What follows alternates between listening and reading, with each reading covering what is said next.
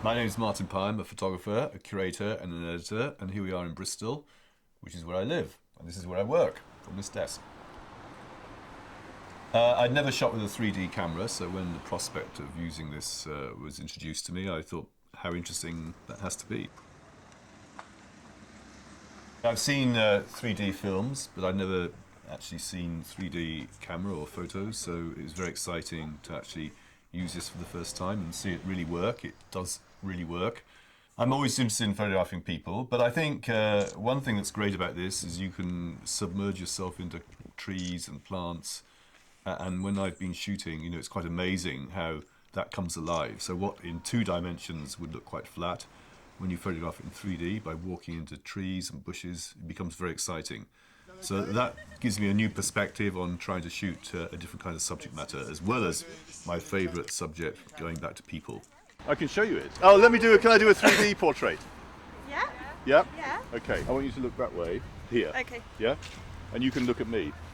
I think it's good at sort of bringing alive complicated situations and making them more interesting. I was shooting at an airport the other day with lots of ads in the background and people in the front, and that's really interesting to see how it just brings everything alive. It makes it so much more interesting. That's cool, isn't it? 3D, it's the What's first the time one you've been before? 3D photo, right? Yeah, Yeah. first time. That's the potential I see. It can deal with complicated things and make them more interesting and compelling. It's suddenly, as soon as you use 3D, there is more opportunity to show things in real life that is very exciting. I don't think the relationship particularly changes if you're using 3D. It's you're still got the subject out there in front of you.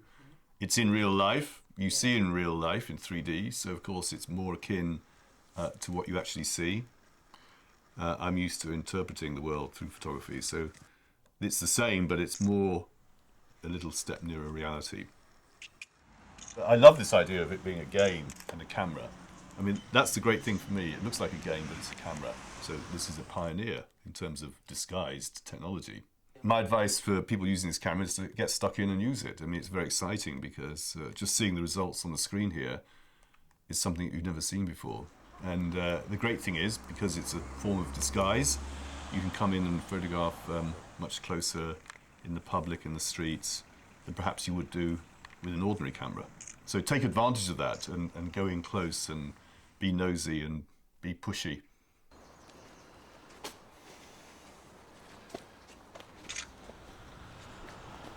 Very good.